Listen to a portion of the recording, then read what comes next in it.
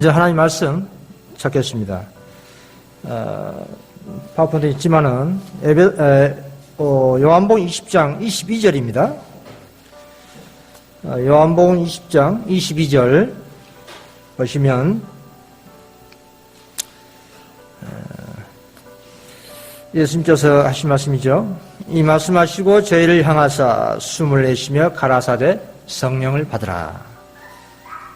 또 에베소서 5장 18절 말씀 보시면 그 하단부에 오직 성령의 충만을 받으라. 성경 보면 성령 받으라. 성령과 관련된 말씀이 많이 나옵니다.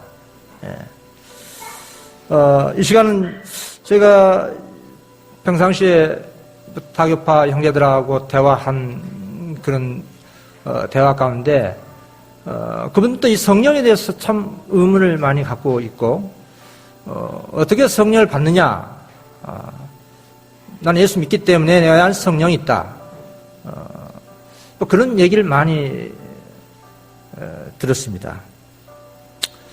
그래서 시간을 맞고 이 부분을 조금 더 좀 구체화시켜서 좀 말씀을 드릴까 하고 했습니다.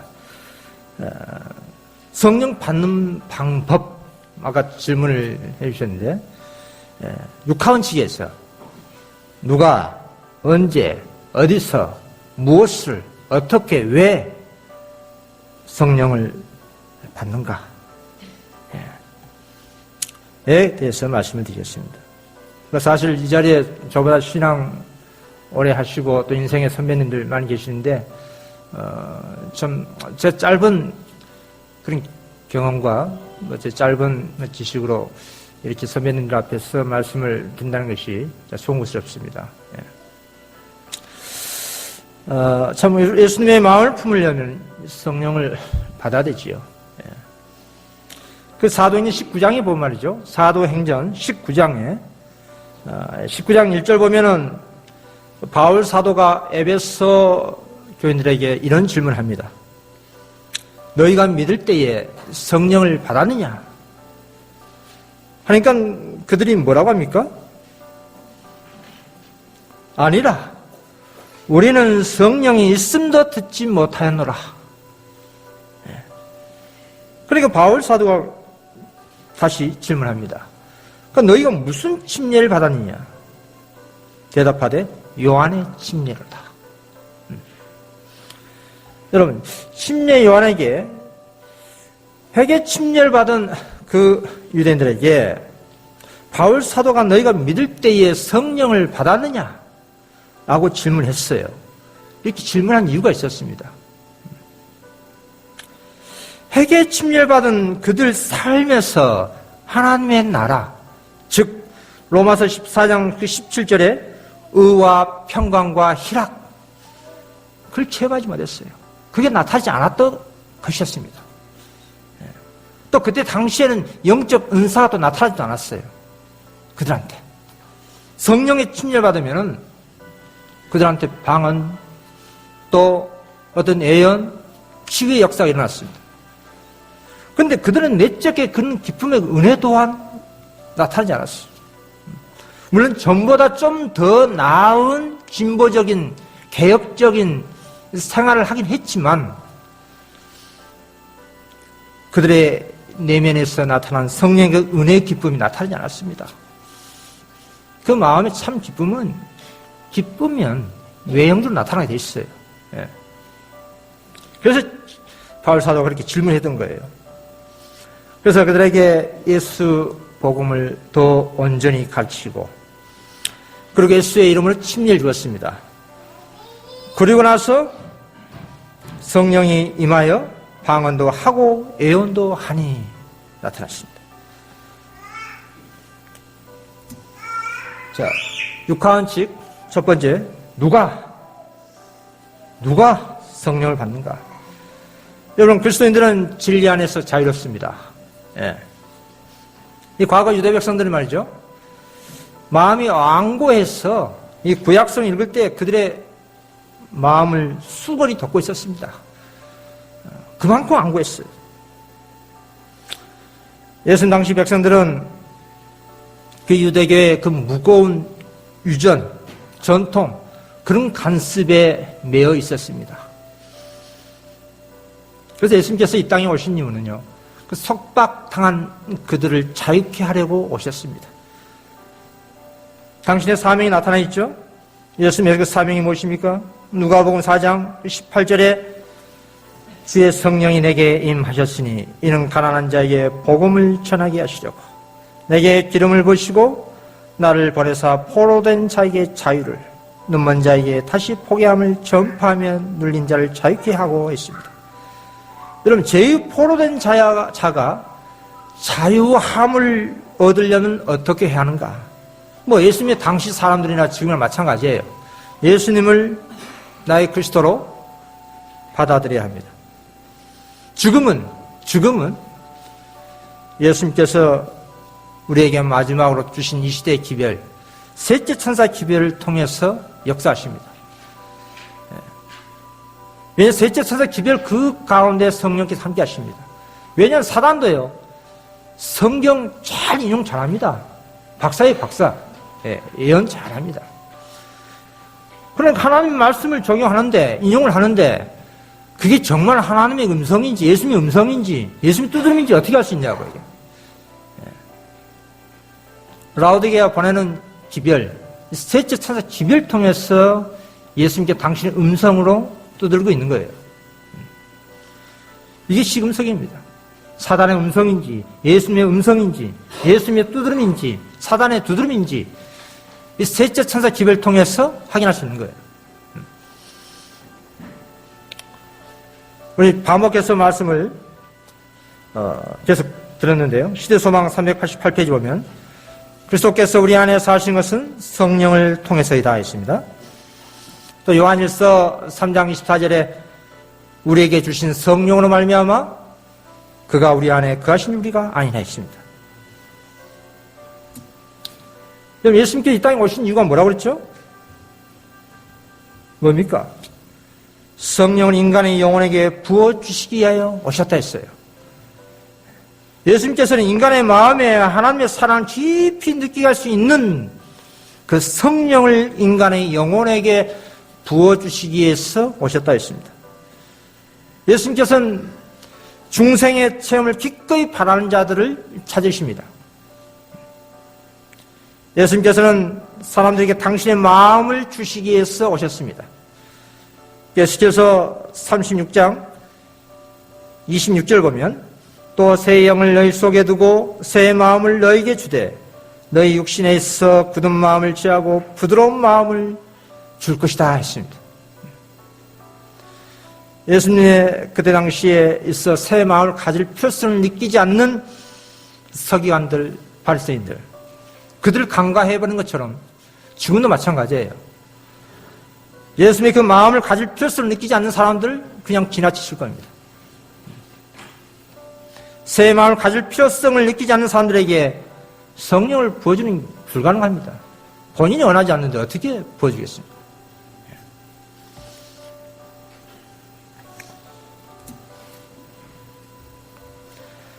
성령은 누가 받는가? 성령 누가 받습니까?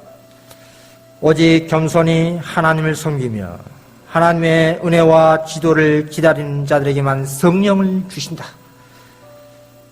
하나님의 은혜와 지도를 기다리는 자들에게만 성령을 주신다. 또 그 약속된 축복은 이 축복에 따른 다른 모든 축복들을 가져온다. 또 신자들이 말이죠. 하나님과 동역자가 되는 진정한 의미를 체험으로 깨닫게 될 때 하나님의 성령이 풍성히 임하게 될 것이다. 또 우리가 하나님의 사업에 온전히 헌신할 때, 또 교인들이 대부분 하나님의 동역자가 또 될 때, 좀 조금만 더 빨리 진행하겠습니다. 자.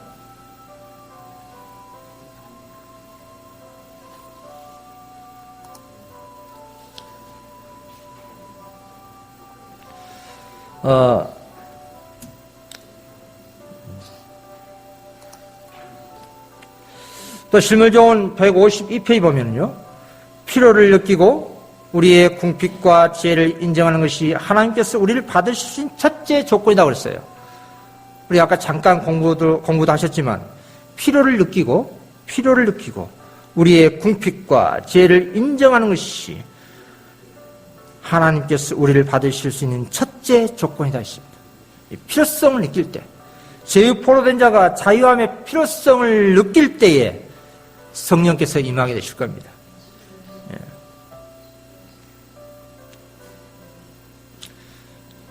여러분, 예수님께서요, 당시에 제자들과 함께 있을 때에 제자들은 성령의 필요성을 갈급하지 않았습니다. 예수님이 계시는데 성령 그렇게 필요성을 느끼지 못했어요. 그런데 예수님께서 승천하신 이후에 성령을 그렇게 갈급했습니다. 그때 임했습니다. 그때. 성령의 필요를 간절히 느끼게 할 때, 그때 성령께서 오셨습니다. 여러분, 실제적으로 예수님께서 제 옆에 계십니까? 물론 각자 마음에 다 하나님의 은혜가 충만하시겠지만 실제적으로 그렇다면 우리도 성령 필요를 더 간절히 느끼게 할 필요가 있는 겁니다. 저는 사실 오전 잠깐 얘기했지만 전 개혁운동 와서 성령 필요성을 절감했습니다. 왜냐하면 재림교회 있을 때 내가 그때도 하나님 교회라 생각하고 있었기 때문에 야, 여기 하나님 교회니까 내 마음에 성령이 있어. 그 구를 구하지 않았어요. 또 나중에 역사를 들여다보고 또 IMS도 처음에 왔을 때 기뻤습니다. 그러니까 구후로 구하지 않았습니다. 왜? 촛대 갖는 교회가 있었기 때문에 내 마음에 하나님 계시지. 자, 세 번째입니다. 그런 여과 과정을 통해서 하나님 몸된 교회에 왔습니다. 세 번째, 그런 실수하고 싶지 않아요. 그래서 항상 일어날 때 하는 기도가 하나님 당신의 성령을 주십시오. 단순하게 저는 합니다. 아까 우리 공부하시면서 그런 말씀 하셨는데 전 단순하게 그렇게 해요. 주여 저를 도와주십시오. 예수님의 생애는요, 끊임없는 믿음의 기도로서 하나님과 교통하며 항상 신뢰하는 그런 생애였습니다. 요한복음 15장 4절에 내 안에 거하라 나도 너희 안에 거하리라. 이것은 한번 이루어진 그 교제, 지속적으로 이루어져야 함을 말하고 있습니다. 시대소망 676페이지에 내 안에 거하라 나도 너희 안에 거하리라. 그리스도 안에 거한다는 것은 그분의 성령을 계속적으로 받아들여 그분의 봉사 사업에 전적으로 복종하는 생애를 의미한다.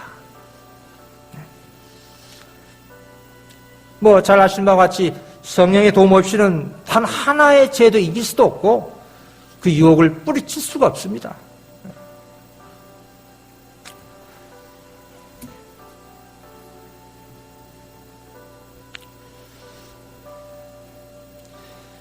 자, 또 언제 성령을 받습니까? 오전에 잠깐 얘기했지만 먼 미래 받습니까? 여기 뭐라 나왔죠?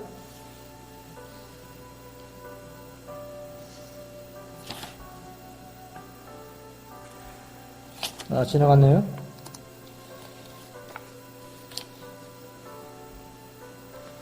제초의 제자들에게 그리했던 것처럼 오늘날에도 성령의 허락은 우리의 것이다. 하나님께서 오순절날에 구원의 말씀을 들었던 자에게 주셨던 것처럼 오늘날의 남녀들에게도 하늘에서 오는 능력을 주실 것이다. 지금 바로 이 시간에라도 하나님의 성령과 그 은혜가 이를 요구하는 자와 하나님께서 말씀하신 것을 그대로 믿는 모든 자들 위하여 기다리고 있다 했습니다. 오늘 지금 바로 이 시간, 미래가 아니고 오늘 지금 바로 이 시간, 오늘 지금 바로 이 시간, 이런 말씀 그대로 그냥 이해하면 됩니다. 해석이 필요 없어요.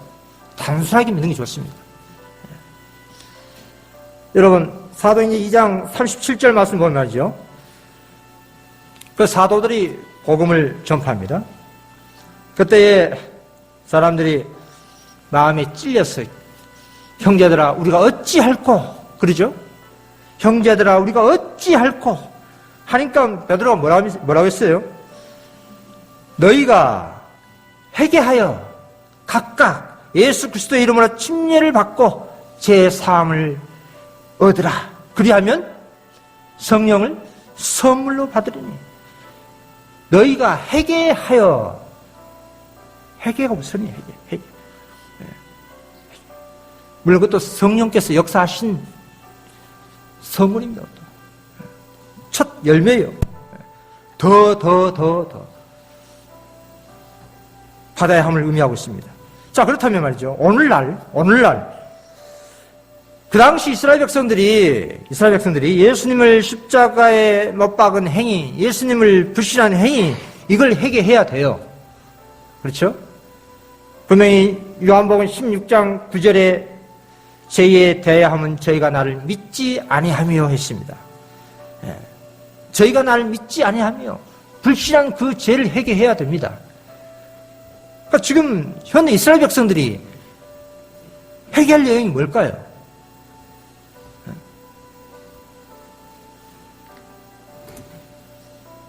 자, 이 말씀 눈으로 한번 쫙 보십시오. 자, 그리스도 같은 온유함과 사랑을 소유하지 않았다면 그분을 시하는 것이 아니다. 그리스도 정신에 배치된 정신은 그 공언한 바가 어떠하든지 그분을 부인한 것이 될 것이다. 헌담, 어리석은 이야기, 진실되지 못하고 불친절한 말, 또 생의 의무를 회피하는 것, 제땐 향락 추구, 세상 본받은 것, 무리한 행동, 또 자신의 의견을 사랑, 자아를 정당화시키는 것, 의심, 부질없는 걱정, 흑암 중에 거하는 것, 이런 방식으로 그들은 그리스도께서 그들 안에 계시지 않다고 선언한다 했습니다. 일상생활에서 보면요, 실수 많이 하죠. 작은 것, 이렇게 그냥 넘어가는 게 많습니다. 사실 저도 그렇습니다. 그리고 집에 돌아가서 잠자기 전에 하루 일과를 복귀합니다. 뭐 이게 메모를 해요. 기도하면서 떠오른 것, 잘못된 것들. 내가 노골적 어떤 사람에게 그냥 실수하고 하지 않는 것이 할지라도 내 마음적으로 누굴 좀 미워하고 싫어하고 그런 것들 좀 불편한 게 있습니다.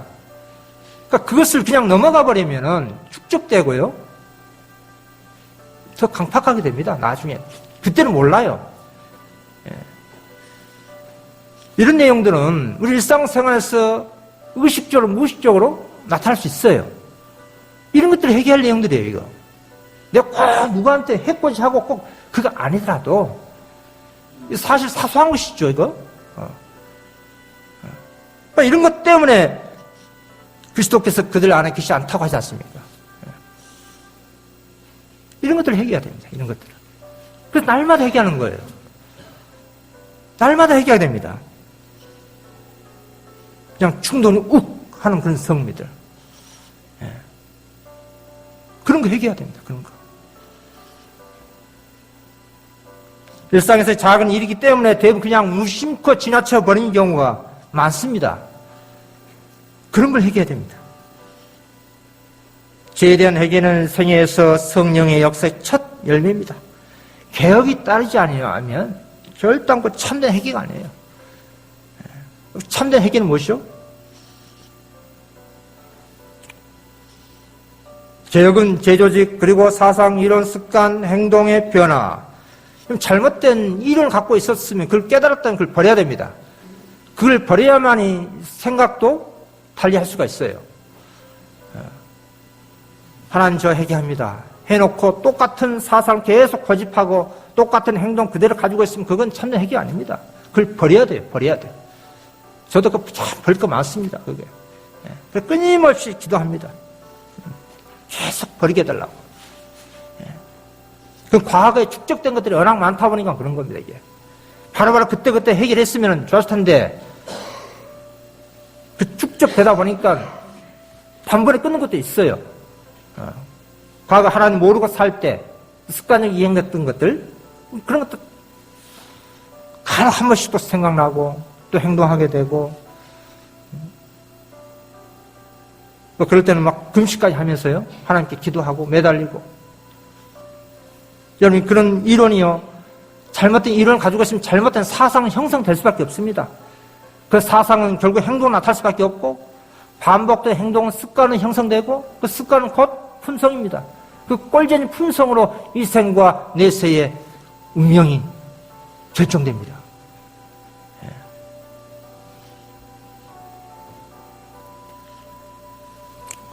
여러분 회개하는 법도요 우리가 알아야 됩니다.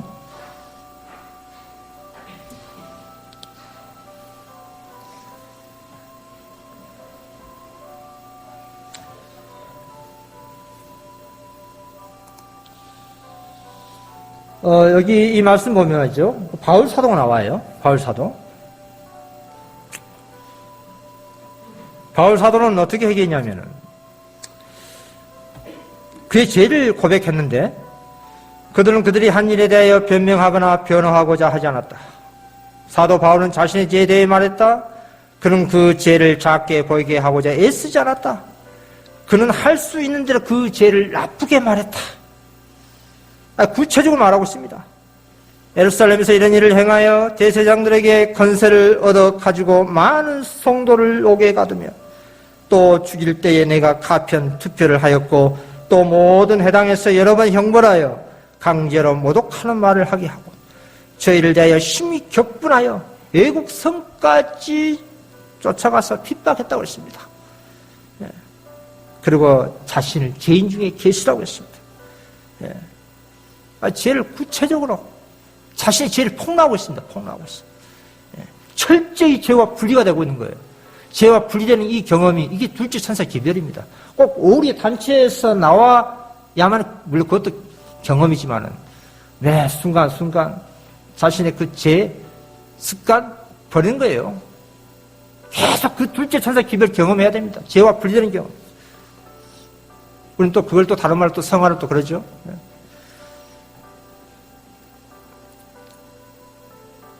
여러분 이렇게 죄를 자백하면 말이죠. 어떻습니까? 그 마음에. 그 마음에 성령으로 채우지 않을까요? 이게 또 쓴나물 먹는 경험입니다. 참 어린 양 고기, 무교병 이건 참 우리가 좋아하고 먹지만 쓴나물은 잘 먹지 않으려고 한 것 같아요. 쓴나물.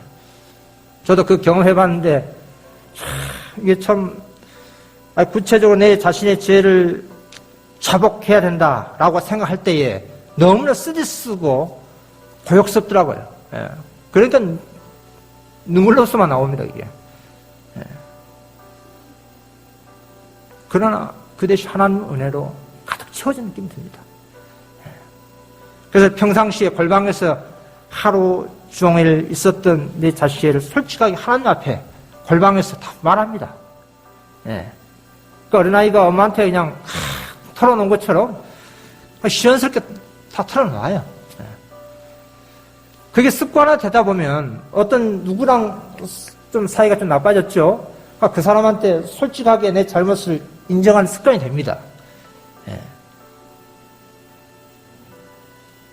그래서 하나님 앞에 자주 죄를 고백한 습관을 들들여야 돼요. 그랬을 때에 사람한테 잘못했을 때도 솔직하게 진정성 있게 고백하는 정신이 나타나 있습니다. 그럼 성령께서 함께 하시죠. 더 성령께 함께 하십니다.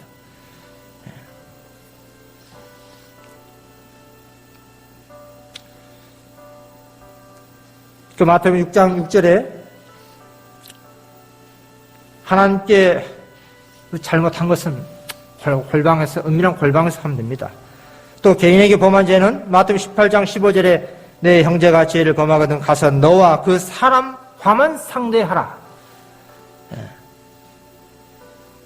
또 공중에서 범한 죄는 공중에서 자복하고요.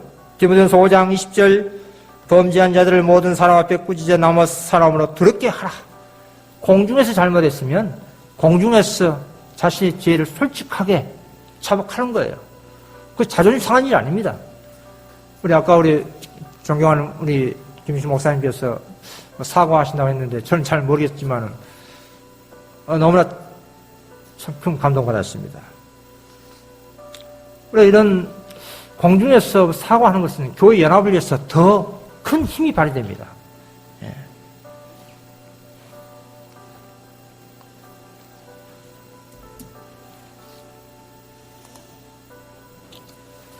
또 시대소망 669페이지 보면은 모든 슬픔과 고통 중에서나 앞길이 캄캄하고 장래가 암담하게 보일 때에 또한 우리가 무기력하고 애로움을 느낄 때에 믿음의 기도에 응답으로서 보혜사가 보내주실 것이다.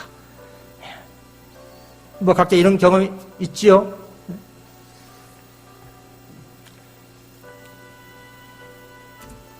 자, 그 다음에 세 번째, 어디서 성령을 받는가? 어디서? 물론 우리 마음속에 역사하신 하나님의 영입니다. 또 오전에도 잠깐 얘기했지만 이런 모임은 성령 받을 기회입니다. 기회.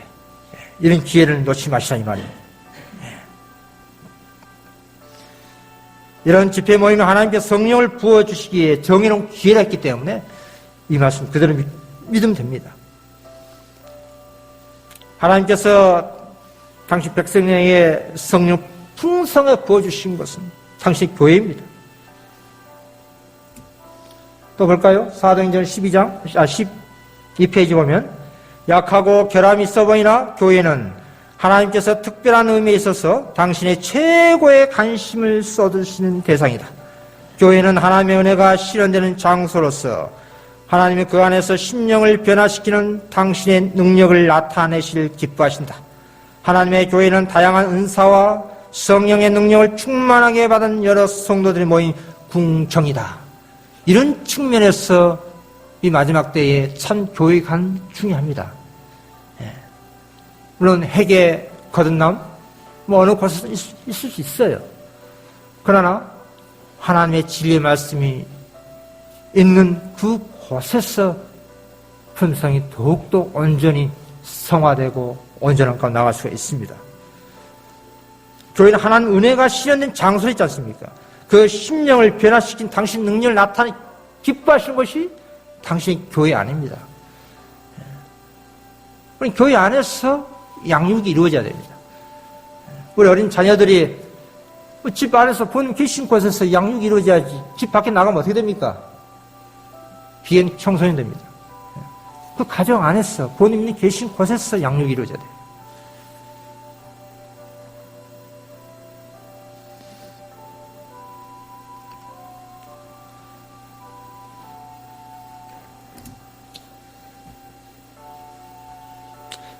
오전에 봤죠? 자, 네 번째, 성령의 무엇을 받는가? 잘 아시는 것 같이 갈라디아 5장 22절 오직 성령의 열매는 사랑과 희락과 화평과 오래 참음과 자비와 양성과 충성과 온유와 절제니 이 같은 것을 금지할 법이 아니라 성령을 통해서 하나님의 품성을 선물로 받습니다. 또 성령의 감화력 대단히 중요합니다. 그 사도행전 38페이지에 성령은 기다리며 기도하는 제자들에게 충만히 임했으며 모든 사람은 그것을 체험하였다. 무한하신 분께서는 당신의 교회에게 능력 있게 그 자신을 나타내셨다. 이 감화력은 마치 여러 시대 동안 억제되어 온 듯하였는데 이제 하늘은 교회의 성령의 은혜의 부여를 볼 수 있게 됨을 기뻐했다.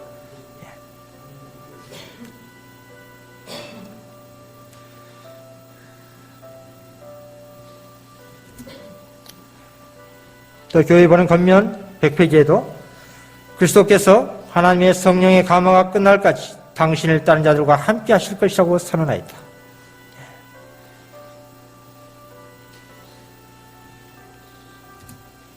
자, 다섯 번째. 자, 어떻게 또 받습니까? 어떻게?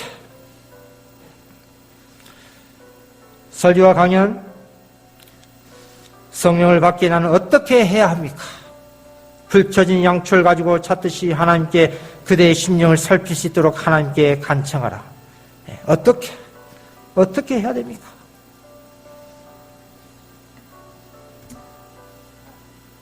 예수님의 그 본을 한번 보십시오. 예수님의 본. 예수님께 이렇게 하셨습니다. 예수님께서는 주로 다른 사람들을 위해서 기도하셨다 했어요. 예수님의 생애는 성령 충만한 그런 생애였습니다. 예? 예수님께서는요, 우리에게 나눠줄 수 있도록 끊임없이 아버지께로부터 구했습니다. 그분은 하나님과 여러 시간을 보내고 아침마다 사람들에게 하늘의 빛을 가져오기에 나오셨다. 매일 그분은 성령의 새로운 침례를 받으셨다 했습니다. 예수님 본대로 이렇게 하시면 됩니다.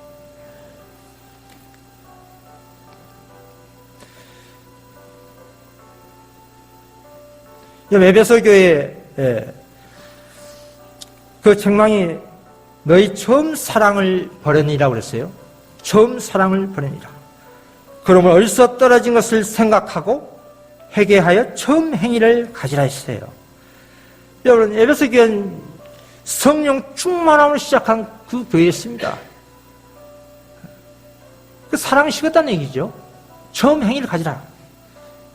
쉽게 얘기해서 성령 받으라 이 말이에요. 성령 충만을 받으라고 했습니다. 7교회 책선하고 격려도 했지만 동일한 말씀하셨어요. 마지막에 귀 있는 자는 들을지어다. 성령이 귀 있는 자들에게 뭐라 합니까? 귀 있는 자는 들을지어다 그랬죠. 귀 있는 자는 들을지어다. 귀 있는 자는 성령이 교회들에게 하시는 말씀을 들을지어다. 그 매 교회 시대마다 성령께서 끊임없이 호소했어요. 그래서 가르법 예별 2권 57페이지 보면 그리스도인하고 공헌한 자들의 큰 죄는 저들이 마음을 열고 성령을 받아들이지 않는 것이다 했어요.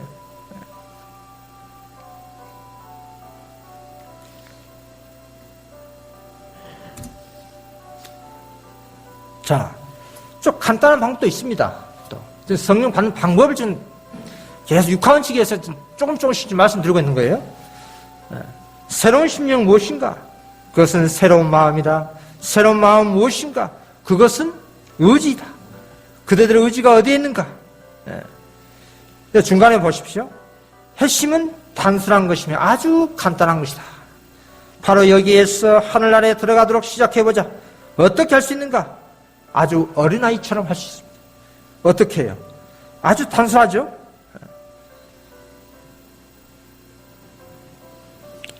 가장 좋은 길은 그대의 마음을 누구에게요?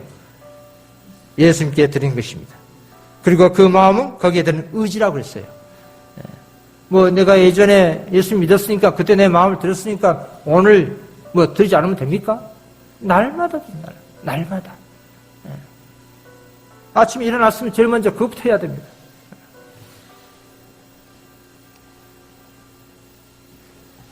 자, 예수님 가장 크게 기쁘시게 하려면 우리는 어떻게 해야 하는가? 어떻게 해야 한다 했습니까?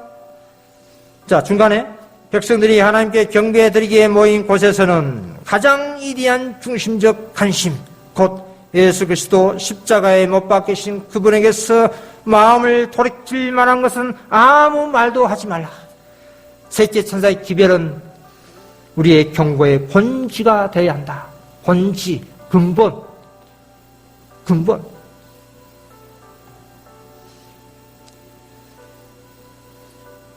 자, 좀 빨리 지나가겠습니다.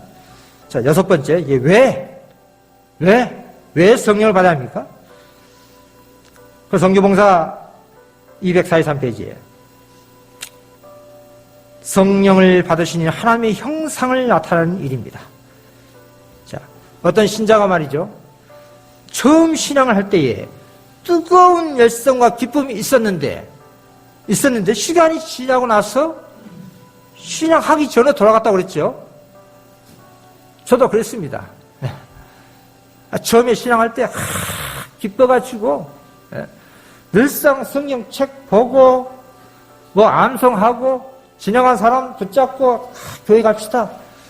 지나간 사람 붙잡고 그랬어요. 버스 안에서 뭐 횡단로 건널 때 누가 옆에 있으면 그냥 걔 말 겁니다. 계속 말 걸고 예수님 이야기하고 상대방 뭐라고 하든 귀 안 들어와요. 그게 그런데 시간이 점점 지나면서 그런 열정이 점점 사라지는 거예요, 이게. 한참 후에 그걸 알았습니다. 처음에 시작할 때는 책도 열심히 보고 밤새도록 커피 흘려가면서 보고 암송하고 잠이 늘상 지나면 차 안에서도 책을 보고 그랬어요. 차 안에서. 주정차 뭡니까 그 신호 대기 할 때도 보고. 근데 그런 열정이 없어요. 이상하다. 왜지? 그 이유가 뭘까?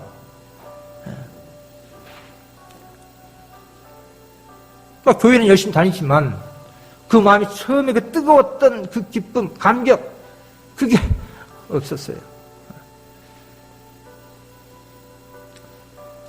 왜 그럴까? 교회는 열심히 다녔지만, 맡은 직분, 직책, 최선을 다 하긴 했지만, 마음에 그렇게 기쁨이 크게 없었어요. 이게 뭐지? 계속 분석해봅니다. 왜 이런 현상이 생기는가? 그것은 하나님께서 말이죠. 각 사람의 마음의 성전에 그의 영을 부어주신 양에 비례하여 각 사람을 사용하신다. 하나님께서 처음에 당신의 그 은혜를 풍성히 부어주었어요. 저는 그걸 만끽했습니다. 그 은혜의 힘으로 계속 하나님을 구해야 되는데 복귀해보니까 그때 그 기쁨만 만끽하고 구하지 않았더라고요, 보니까. 그게 원인이었습니다.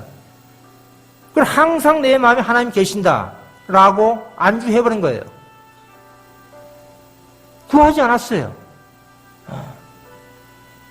또 그때그때 해결할 것 집값하지 않았습니다. 그냥 그 기쁨만 누린 겁니다. 그 기쁨만. 그 은혜의 기쁨이 다 소진되고 말았습니다. 그걸 까마득히 모르고 있었어요.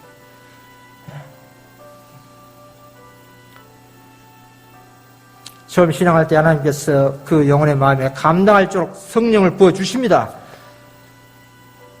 그런데 처음 신앙할 때 그 받은 기쁨에만 만족해버리고 지속적으로 끊임없이 성령을 구하지 않는 영고로 하나님의 은혜가 점진적으로 상실되고 있다는 것을 모르고 있었어요. 교회는 다니죠. 교회는 열심히 다닙니다.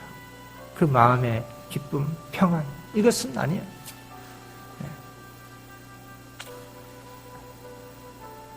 만족하면 안 돼요. 거기에 만족하면 안 됩니다.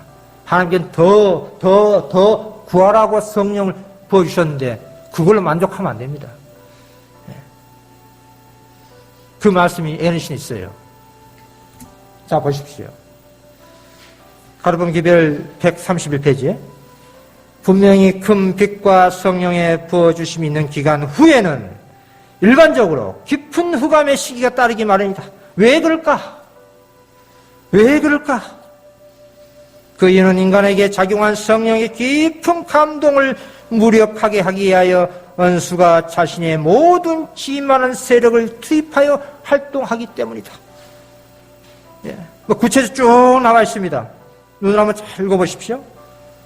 성령의 가말하게 대해 무익하게 여기고 가볍게 말하며 시간을 낭비하고 또 받은 축복을 무관심하고 부지하며 깨어 기도하지 않고 또 십자가를 높이고 그리스도의 멍에를 짊어지지 않고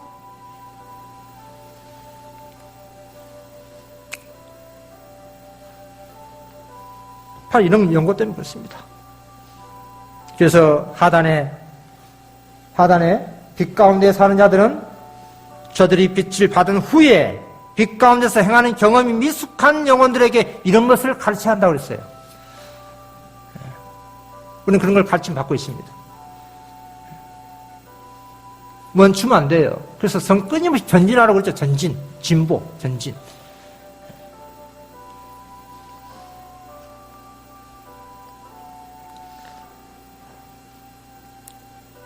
라오디게아 교회에 열심을 내어 회개하라고 했습니다. 회개는 성령 없이 불가능해요. 라오디게아 교회에 하는 말도 성령 받아라 그 말입니다.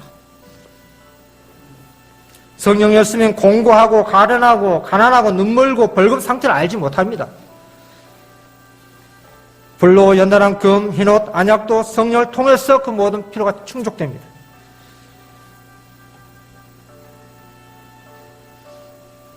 자, 또 교회 증언 6강 또 볼까요? 한 영혼 매일 골라서 하나님께 지도를 구하며 모든 것을 열렬한 기도로 그분께 내어놓고 거룩한 지혜를 따라 일해야 한다. 이렇게 할 때에 하나님께서는 영혼을 일깨우고 해결시킬 성령을 주실 것이다 했어요. 예.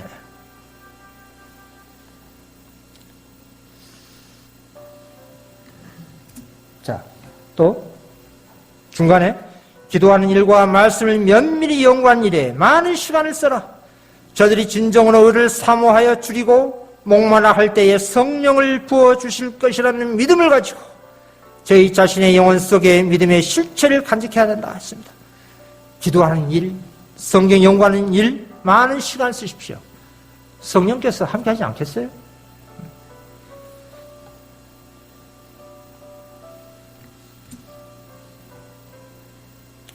자, 중간에 우리는 하나님의 영을 어느 정도 모시고 있을 것이나 기도와 믿음으로 우리는 끊임없이 더욱 성령을 찾아야 한다. 여러분 마음에 하나님의 성령 함께 하십니다. 그래서 여기까지 오신 거예요. 그렇죠? 그러니까 그걸로 만족하지 말라 이 말이에요. 더욱 성령을 찾아야 돼요. 더욱 더. 네. 여러분 평상시에 성령께서요 우리 마음에 함께 하신 결정 증거가 나타납니다. 언제 나타날까요? 이기 때 나타납니다. 품성이 이기 때. 평상시에는 하나님 말씀하고 교제하고 다 성령 충만한 것처럼 좋습니다. 막상 어떤 시험 테스트 걸려보십시오. 드러나 버립니다. 저는 그 광경을 제가 적나라하게 봐버렸기 때문에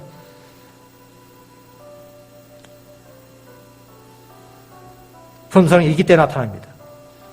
지금도 뜻밖의 재난이나 죽음에 직면하게 될 어떤 사태가 생길 때에 과연 그가 하나님의 약속을 참으로 믿고 있었는지 여부가 판명될 것이며 또 그의 마음이 은혜로 말미암아 보존되어 있는지를 드러낼 것이다.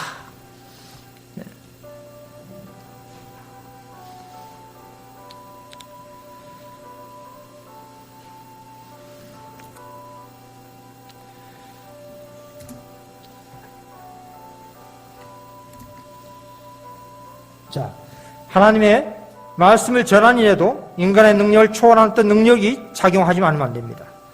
하나님의 성령을 통해서만 말씀이 영혼들을 소생시켜 영생에 이르게 하는 살아있고 능력 있는 말씀이 될 수 있습니다.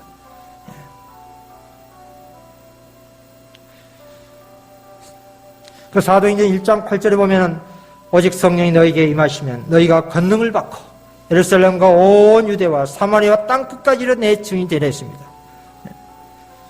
점수에 성령을 받아야 합니다. 예수의 증인이 되려면 성령 없이는 불가능합니다. 진정한 그리스도인들은 세상의 근심보다도 영적인 근심을 하게 됩니다. 그것은 한 영혼을 구원하는 일이 있습니다. 예수님께서 당시 제자들에게 성령을 부어주신 것은 그 목적은 하나님을 증거하기 위해서였습니다. 그 증거의 목표는 영혼구원이에요. 영혼구원. 나는 영혼의 구원한 몸을 움직이고 있는지 또 잃어버린 자에 대해서 궁일이 여기는 마음으로 그를 위해서 기도하고 있는지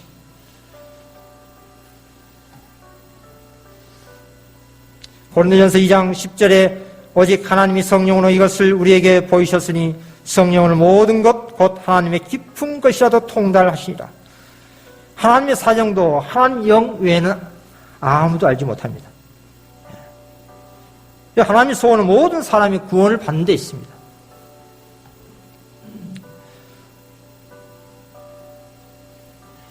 우리에게 성령을 주시는 하나님의 목적은 하나님의 은혜로 주어진 것들을 우리가 이해할 수 있도록 하기 위함입니다. 자, 참 중요한 건데요. 사도행전 8장 한번 찾아볼까요? 사도행전 8장 26절 보겠습니다.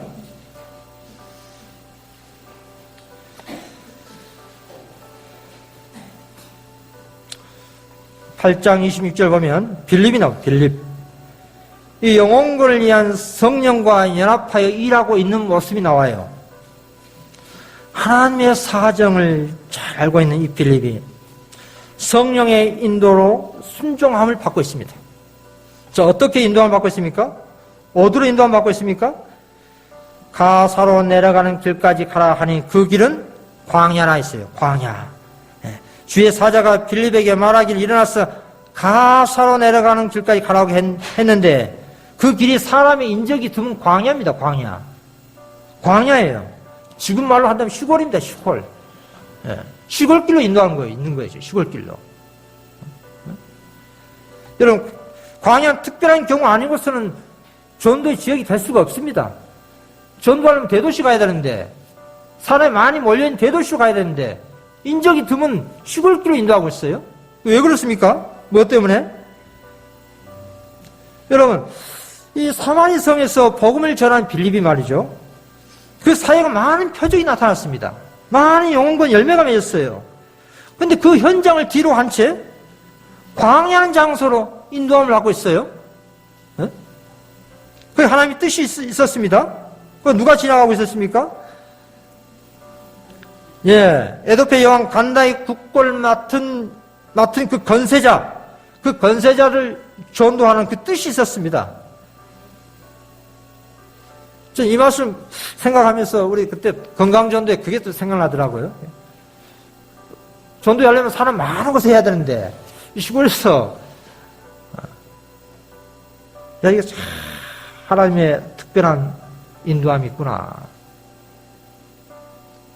자, 29절 보니까 병거로 인도함을 받고 있습니다. 이 병거로 가까이 나아가라. 광야에 지나가는 병거를 보던 그 빌립의 성령 세밀한 그 음성을 듣고 순종하고 있습니다. 가까이 가라. 구체적으로 지시하고 있어요. 구체적으로. 가까이 가라. 병거로 가까이 가라. 성령께서는 말이죠. 하나님께서는 당신의 음성을 듣는 종에게 더욱더 세밀한 인도를 베풀어 주시고 있습니다. 당신의 명령대로 순종하는 자에게 성령께서 더욱 역동적으로 역사하고 계신 장면이에요. 빌립은 이 병고라는 그 인도하심 받았을 때 주저하지 않았어요. 그 권세가 아닙니까? 권세가. 이방 나라의 권세가. 어떤 권세가가 우리 앞에 딱 나타나면 좀 어떻습니까? 이축되는 경우가 있습니까? 빌립은 그러지 않았어요. 그 병거가 아무리 화려하고 권위가 있어 보여도 당당했습니다. 멈춤이 없었어요. 주저하지 않았습니다. 나아가 나니까 어떻게 갔습니까? 8장 30절에 빌립이 달려갔어요. 달려갔습니다. 달려갔어요. 여러분, 성령의 인도를 받는 성도는 뛰어 달려가는 자입니다. 나아가라 하니까 뛰어 달려갔어요. 달려가서 그 영혼에게 접근했습니다. 이 얼마나 뜨거운 열정입니까?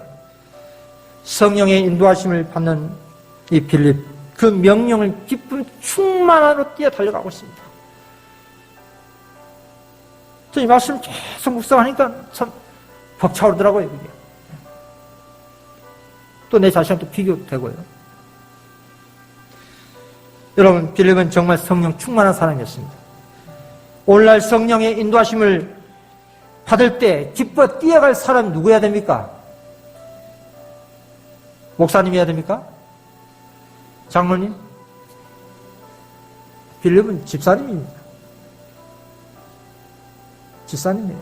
물론 직분, 직책 상관없어요. 부르심 받은 모두가 하나님의 동역자이기 때문에. 육상 선수처럼 출발 시간을 듣고 뛰어 달려갈 사람처럼 하나님의 그 음성을 듣고 뛰어 달려갈 사람.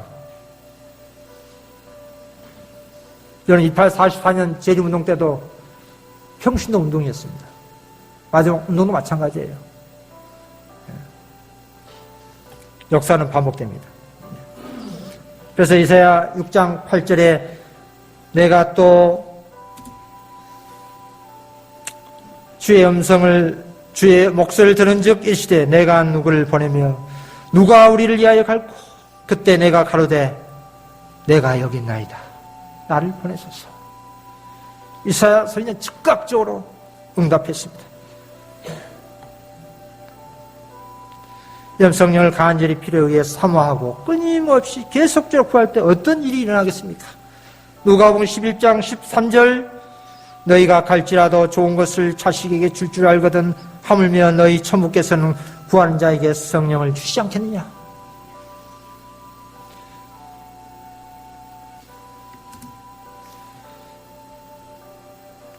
성령께서 우리의 부어졌는지 확인하는 방법, 교회 증언 6권 397페이지. 우리가 온전히 앞에 나서기 전에 성령께서 우리 위에 부어졌는지 알아보자. 만일 이렇게 되었다면 우리는 결정적인 기별을 전할 것이며 다른 어떤 이들이 행한 것보다 정지한 성령 훨씬 경감된 상태로 기별이 전파될 것이다.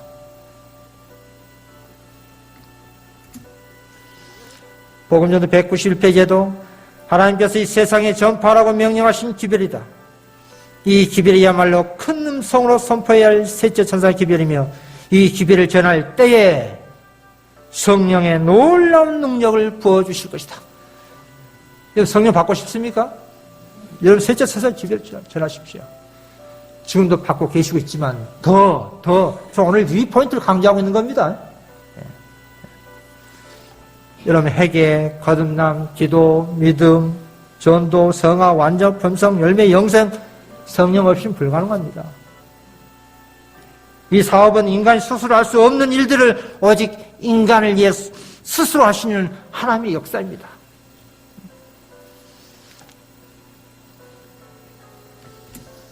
누가 여자의 남은 자손입니다. 그 특징이 나와 있죠? 하나님의 계명을 지키며 예수의 증거를 가진 자, 예수의 증거를 받는 내 형제와 같이 된 종이니 예수의 증거는 대언의 영. 보통 여자 남은 자손 하면 율법과 증거의 말씀, 즉 성경, 예언의 신 믿는 사람들, 물론 뭐 틀린 말은 아니에요. 더 궁극적으로는 예수의 증거는 누가 합니까? 성령께서 하십니다. 요한복음 15장 26절 진리의 성령 오실 때 그가 나를 증거하실 것이요. 요한일서 5장 7절 증거하는 이는 성령이시니 성령은 진리입니다. 여러분 남은 자손은 진리의 말씀이 언칙이 그 심령에 심어져 있고 성령께서 함께 하신 자입니다. 자, 마지막으로 참 제가 개인적으로 좋아하는 증언의 말씀입니다. 시대의 소망 187페이지. 그리스도의 사랑을 맛본 자는 계속적으로 그것을 더욱 갈망할 것이다. 그는 다른 것을 구하지 않는다. 세상의 부귀영화가 그를 매혹시키지 못한다. 그가 마음속에 늘 외치는 소리는 무엇입니까? 당신을 나에게 더 주시옵소서. 당신을 나에게 더 주시옵소서. 여러분 우리 영혼에게 그 성령 피를 알려주시는 예수님께서 그 주림과 갈증을 채워주시기 위해서 우리를 기다리고 계십니다. 여러분 이 세상 우리 다 고갈되고 마르게 될지라도 예수님께서는 다함이 없는 샘물이 되십니다. 아무리 우리가 마시고 또 마실지라도 또 새롭게 공급됩니다. 끊임없이 당신을 나에게 더 주시옵소서. 계속적으로 성령을 더 부어주시옵소서 하는 기도가 우리의 신앙의 시작이 되시길 바라면서 말씀 여기서 줄이도록 하겠습니다.